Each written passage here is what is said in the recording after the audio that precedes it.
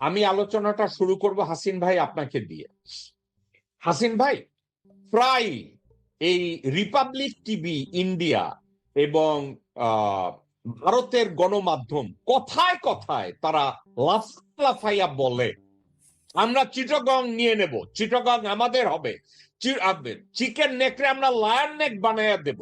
কিন্তু আমাদের দেশের কোন সরকার, কোন রাজনৈতিক দল কেউই এই সাবজেক্টে স্পেসিফিক বলে না this is going to B hour policy, তোরা চিটাগং নিতে আয়, তোদেরকে চিটাগংটা দিয়ে দেই, এ ধরনের কথা কেউ বলে না। এটা কি সরকারের দায়িত্বের মধ্যে পড়ে কিনা? এটা কোন রাজনৈতিক দলের দায়িত্বের মধ্যে পড়ে কিনা?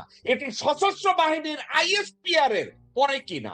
এ ধরনের কোন প্রতিবাদ আপনার চোখের সামনে পড়েছে কিনা কর্নেল হাসিন? বিসমিল্লাহির রহিম। সবাই আসসালামু আলাইকুম। আসলে এটা খুব লজ্জাজনক। বেশ অনেকদিন যাবত ভারতের বেশ কিছু মিডিয়া আমাদের নিয়ে আপত্তিকর কথা বলে, আমার সার্বভৌমত্ব নিয়ে কথা বলে। আজকে বলে চিটাগাং নিয়ে নিব, আবার কিছুক্ষণ পর লাভ দিয়েই বলে দেয় যে আমরা ওই উত্তর অঞ্চল হিলি এলাকা, ওই এলাকাটা কেটে দিবে। আসলে ভারত কি করবে আমি জানি, ভারতের সেই শক্তি সামর্থ্য বা ভারতীয় জানেন। দেখেন, ব্রিটিশ চলে যাওয়ার পরে কাশ্মীরে ভারত একটা পতন ধরা খায়, পরাজিত হয় কাশ্মীর পাকিস্তানের সাথে, এরপরে 62 সালে চীনের সাথে, এরপর 65 ওয়ারে। আসলে কাজে কলমে ওরা ইউনিফর্ম পরে, এরপর ফাইনালি দেখেন ওই সিঁদুরে চরম একটা বিব্রত অবস্থা পড়ছে ভারত। 71-এ সম্পূর্ণ কাজ করেছে মুক্তিযোদ্ধা। তো ভারত এরকম আবল তাবল বকে, সে যে আবল তাবল বকে বিদায় হয়তো আমাদের সরকার কিছু বলে না, বাট আমাদের মিডিয়াগুলি, আমাদের ইউটিউব চ্যানেলগুলি, তারা তো দুই একটা কথা বলতে পারে। আমাদের গোয়েন্দাগুলি তো আমাদের স্পন্সর করতে পারে, আমরা তো কথা বলি। আমাদের কাজে লাগা, আমি তো পয়সা চাচ্ছি না, আমরা বলবো। আপনি সাথে আমরা কথা বলে শান্তি পাই এইসব ব্যাপারে, বাকিরা সে সাহস করে না। আমাদের কথা বলতে হবে। এবং এই যে কথাগুলি বলে আপত্তিকর, খুবই দুঃখ লাগে। আমাদের সেনাবাহিনী যাই থাকুক, আমাদের জনগণ, প্রত্যেকটা জনগণই শক্তি সামর্থ্যপূর্ণ জনগণ, আমরা ভারতের মতো না।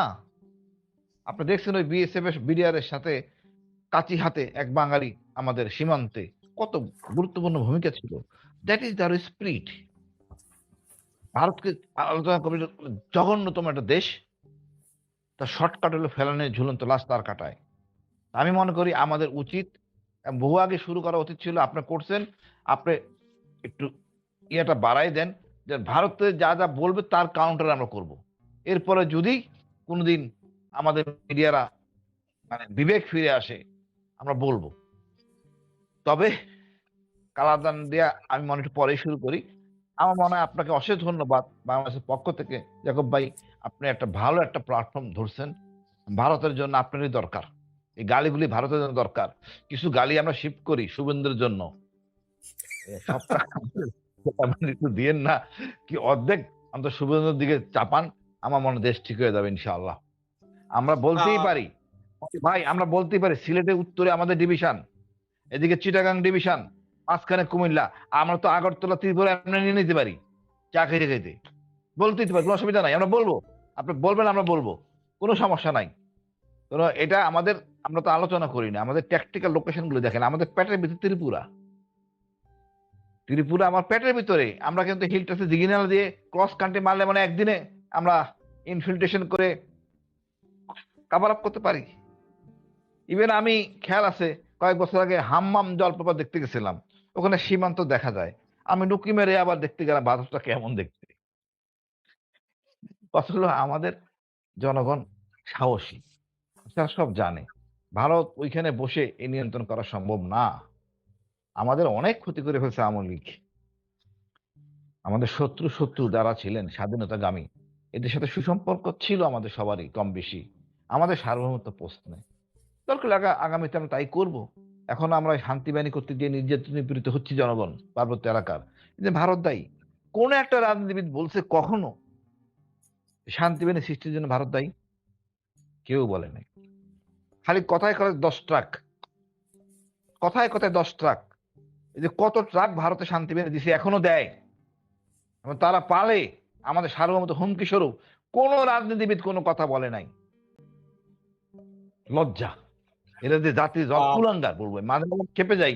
মানে বলা উচিত 30,000 লোক মারা গেছে আমাদের ওইখানে, বাঙালি, কিন্তু এখানে বসে তো ওরা ফুর্তি করতেছেন। ধন্যবাদ ভাই। হাসিন ভাই একটা চমৎকার কথা বলছেন যে কথায় কথায় 10 ট্রাক 10 ট্রাক অস্ত্র, কথায় কথায় 10 ট্রাক অস্ত্র, কিন্তু বাংলাদেশের স্বাধীনতার পরে প্রথম বাংলাদেশে জঙ্গি তৎপরতা রেস করছে সন্তু লারমার নেতৃত্বে পার্বত্য চট্টগ্রামে ভারত। এই বিষয় নিয়ে আওয়ামী লীগ কোনো কথা বলে না, এই বিষয় নিয়ে বিএনপি কোনো কথা বলে না। আচ্ছা, আপনি কি এই বিষয় নিয়ে জামাতের কোনো কথা শুনছেন? জামাত ইসলামী কথা বলছে এটা নিয়ে? জামাত ইসলামী মনে করেন এই যে সাদেক কায়েম ছেলেটা খাগড়াছড়ির, এটা কত স্ট্রাগল করে আসতেছে। জামাত কথা বলার স্কোপই পায় নাই। আপনি দেখেন শহীদ জিয়া না হলে ইন্টারেস্ট আমাদের থাকতো না ভাই। শহীদ জিয়াকে সেলুট। এই আমাদের যারা নদী ভাঙা লোক এবং উৎসাহী কিছু লোকদের উনি পুনর্বাসন করছেন, সব খারাপ না, অনেক ভালো লোক ছিল। নদী ভাঙা লোক তো তার দোষ দিয়ে লাভ নাই, পুনর্বাসন করছে দেশের জায়গায়। আজকে এই জন্য অনেক উপজেলা চেয়ারম্যান বাঙালি। আমি মনে করি শহীদ জিয়ার দান অবদান আমরা ভুলতে পারবো না। সেম একই কথা কালাদান বলতেছেন, এই রোহিঙ্গাদের ট্রেনিং করেছে জিয়া লিবিয়াতে গাদ্দাফির কাছে, কিন্তু খালেদা জিয়া জানতেন না, আমাদের ডিজিএফআই জানতেন না। অনেক কষ্ট, আমাকে বহু চাপাচাপি করা হয়েছে অস্ত্র উদ্ধার করতে রোহিঙ্গাদের। আমি উদ্ধার করতাম অর্ধেক, দিয়ে দিতাম আরেক গ্রুপকে। ডিজিএফআই যে কি কাজ করছে ওই সময়, তাদের কোনো জ্ঞানের কোনো ধারণাই নাই। এগুলি আমাদের অ্যাসেট মানুষগুলি। আমি অস্ত্র দিতাম, কোনো মানুষ দিতাম না। অস্ত্র আবার চিন্তা ভাবনা করে দিতাম কতটুকু দরকার, কারণ এগুলি তো আমাদের আমাদের উদার চিন্তা চেতনার ফসল ছিল এই অস্ত্রগুলি। যারা ওরা জোগাড় করছে, কেন ধরবো? তারপরও ঠিক আছে, অস্ত্র পাওয়া যাবে, কোনো সমস্যা নাই, বাট প্রশিক্ষিত লোককে আমি কাউকে দিব না, আমি দেই নাই। কালারদের নিয়ে পরে বলি, আপনি প্রশ্ন করলে। আমি মনে করি আমাদের সবার কি ইতিহাস জানতে হবে। কোনো জায়গায় যুদ্ধ করতে গেলে, কোনো জায়গায় গেলে ওই এলাকার ইতিহাস যদি না জানেন 50 বছর পুরানো, আমি কিছু আগাতে পারবেন না। আমরা অনেক কথায় কথায় রোহিঙ্গা বলি, এই বার্মা কলোনি পাকিস্তানের এবং মায়ানমারের, পাকিস্তানের কুয়ালামপুরের এবং মক্কার আইয়ুব খান করে দিয়ে গেছেন 68-এ। আইয়ুব খান ওদের পুনর্বাসন করছেন। কিন্তু আমরা ওই বলি আমাদের বাঙালি কোটায় ওরা গেছে। আরে তোরে যাইতে মানা করছে কেডা? মক্কা শরীফে বিদেশে এই যে রোহিঙ্গারা গেছে আমাদের, ওরাই পায়োনিয়ার। আর আমরা এত গর্ধব, এই 10 লাখ লোক আছে আমাদের রোহিঙ্গা, এদেরকে যদি পাসপোর্ট দিয়া রোহিঙ্গা লিখে দেই, বহুত দেশে যাইতে পারে, টাকাটা আমার দেশে আসে। কিন্তু আমরা এই আইকিউ আমাদের নাই। এরা পলায় চলে যাবে দেশে কেন? তুমি ভিসা দিয়ে দাও, একটা পাসপোর্ট দাও, ওখানে রোহিঙ্গা লিখে দাও, অনেক দেশ তাদেরকে দিবে, টাকা তো আমার দেশে আসবে। তাদের সাধারণ আইকিউ নাই ভাই।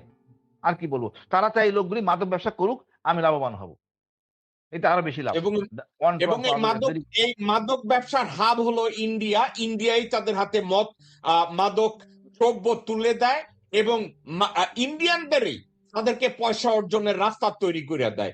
প্রদীপ ওখানে সাহায্য করে, ওসি প্রদীপ ওখানে এই কাজগুলো করছে। ওসি প্রদীপের সাথে আরো কিছু দারোগারা ছিল এবং এই বদির জায়গাটা এখন দখল করছে বর্তমান স্বরাষ্ট্রমন্ত্রী, শিলং বিখ্যাত সাউয়া। এখন সে তাদের গডফাদার। আমরা এখন ওখানে দাঁড়াই আছি। আপনি একটা কথা বলছেন যে জামাত কথা বলার সুযোগ পায় না। আপনি কি মনে করেন গত 54 বছরের জামাত জাস্ট ডিফেন্সিভ খেলছে, তাদের রাজাকার আলবদর নামের এগেনস্টে খেলছে? কিন্তু নামের এগেনস্টে খেলতে গত 54 বছরে তাদের সফলতা যা আশা সেটা তো তারা ঘরে তুলতে পারে না।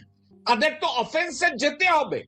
অফেন্সে যাওয়ার জন্য তাদেরকে তো একটা কথা বলতে হবে যে ভারতীয় কৃতদাসরা অথবা জঙ্গি সনাতনীরা আমার দেশকে নাপাক করছে, আমার দেশকে অপবিত্র করছে, দেশের সাথে দেশদ্রোহিতা করছে।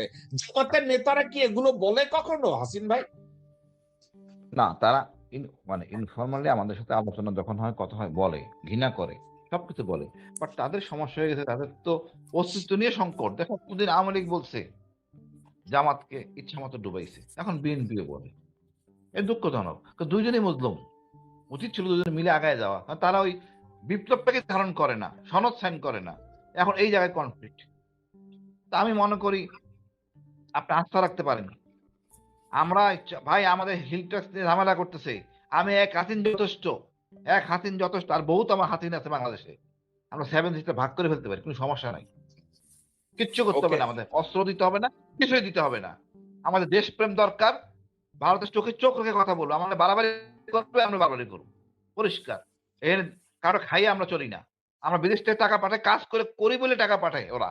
আমাদের শ্রমিকরা কাজ করতে পারে বলে ওরা ওদেরকে নেওয়া হয়, ওরা ওই কষ্ট টাকা পাঠায়।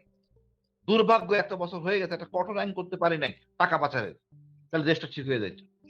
আমরা যে চোখে চোখে কথা বলাটা, তুই ভারত, আপনার অবাক হবেন, এর সাথে সময় শেল কোম্পানি ছিল একটা, ওদের লোক জিম্মি করে নেয় সন্টু লারমা নিজে, মেজর রূপায়ণ, মেজর রিপ, প্রচুর টাকা দিয়ে তাদেরকে ছাড়াই আনতে হয়। ওই টাকা দিয়ে তারা রাজনীতি করছে ভারতে। ভারতের গোয়েন্দা সংস্থা রয়ের প্রধান ছিলেন আগরতলায়। অনেক কাহিনী ভাই, এগুলি বলে তো লাভ নাই, অথচ আমাদের রাজনীতিবিদ এগুলি জানেন না। এদের দেশপ্রেম শিখাইতে হবে প্রথম পাহাড়ে নিয়ে, আমাদের ক্যাম্পে রাখতে হবে কয়েকদিন, এদের ক্যাম্পে ক্যাম্পে ঘুরবে, তারপরে ওদের দেশপ্রেম আসবে, দেশটা কিরকম দেখতে। কারণ ছাড়া গালি দেখবি, কত কষ্টের পাহাড় ভাই। আমার 14 বার ম্যালেরিয়া হয়েছে, আমার কালা ব্লাইন্ড হয়ে গেছে, কিন্তু এদের তো কিছু হয় নাই। আমরা পাহাড়ে থাকতাম, আমাদের কোনো অতিরিক্ত ভাতা দেওয়া হইতো না, ইভেন টিএডিএ পর্যন্ত আমি পাই না, দেওয়ার স্কোপ নাই। কেন টিএডিএ পাই বিডিআর, আমি পাই না। ওরা পায় হাউস রেন্ট, আমি পাই না। তারপর মনে করে কৃষি কর্মকর্তা, ওরা হাউস রেন্ট পায়, আর আমি থাকি ভাঙ্গা ঘরে, নিচে যোগ, উপরে সাপ, বিশ্রী একটা অবস্থা। কেউ মূল্যায়ন করে না আর্মির কৃতিত্ব, এই হিলটাতে কষ্টটা। দেশের জন্য আমরা নিবেদিত ছিলাম হিলে, প্রচুর অফিসার মারা গেছে, এদের পরিবার কেমন আছে সেনা সদা জানেও না। মেজর মহসিন মারা গেছে, লেফটেন্যান্ট আহসান মারা গেছে, তাদের বাপ মা কোথায়, কি অবস্থা, উই ডোন্ট নো। এই সব সময় মুক্তিযুদ্ধের দাওয়াত দেয়, এদের কোনো খবর নাই। যাক, এখন কাজ করতে দেখা যাক। আমরা যদি অতি মানে ত্যাগী লোকদের যদি সম্মান না করি, শ্রদ্ধা না করি, আর লোকজন ত্যাগী হবে না। আপনি হয়তো কালকে না পরশু বললাম, আগে হিল ট্যাক্সের আমরা, যারা আমি বীর প্রতীক হিল ট্যাক্সের জন্য, এটা উঠাই দিয়েছে হাসিনা, যাতে হিল ট্যাক্সে কাজ না করতে হয়, কাজ না করতে উৎসাহ না পায়। ইভেন মাসিক যে ভাতা ছিল আগে 100 টাকা, মুক্তিযোদ্ধা দেওয়া হলো 10,000 টাকা, এটা বাড়ায় 2,000 করছে, কিন্তু সমান সমান করে নাই। এগুলি সংস্কার করতে হবে, ইনশাল্লাহ আমরা করব। কথা হলো, আমরা যেহেতু কালাদান প্রজেক্ট এর বিশাল একটা চ্যাপ্টার, এই চ্যাপ্টারে না আসে অন্যদিন হেল্প ডেস্ক নিয়ে কথা বলি, সমাজের না কথা বলি, ভালো একটা টপিক হবে। তো কালাদান ওকে। প্রশ্ন করেন ভাই, আমি উত্তর দেবো ইনশাআল্লাহ। ব্রিগেডিয়ার জি, আপনার কাছে আসি। জি, কালাদান প্রজেক্টটা ভারতের জন্য এত জরুরি কেন? মানে আমরা নিজেরাও জানি, আপনিও, আমাদের দর্শকদেরকে যদি আপনি একজন সামরিক কর্মকর্তা হিসাবে, সচেতন বাংলাদেশী হিসাবে, শিক্ষিত সচেতন একজন মানুষ হিসাবে, আপনি কালাদান প্রজেক্টটা ভারতের জন্য কেন জরুরি, যদি আপনি একটু আমাদের আলোকপাত করেন, একটু বুঝতে সাহায্য করেন। প্রথম কথা হচ্ছে যে কালাদান প্রজেক্ট, আমি খুব সংক্ষেপে জি বুলেট পয়েন্ট বলি।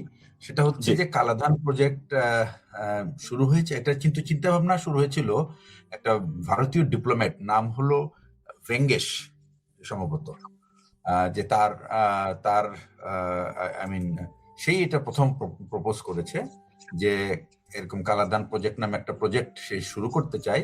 এটা কেন, এটা এটা সরি ভার্গেস, বিজি ভার্গেস, এটা একটা এই যে পলিটিক্যাল, মানে সে একটা ডিপ্লোম্যাট, এবং সে 1990 সালে এই প্রথম ধারণাটা আনার পরে যেটা সে করেছে সেটা হচ্ছে যে অ্যাকচুয়াল কাজটা শুরু করে অ্যাকচুয়ালি এটা 2010 সালে। কেন 2001-এ যখন শেখ হাসিনা যখন ক্ষমতাচ্যুত হলো, বিএনপি গভর্নমেন্ট যখন আসলো, এবং বিএনপি গভর্নমেন্ট শেখ হাসিনার সাথে যে কাজটা তারা শুরু করেছিল, যে করিডোরের ব্যাপারে 96-এ যে তোড়জোড় শুরু করেছিল, সেটা কিন্তু কমপ্লিট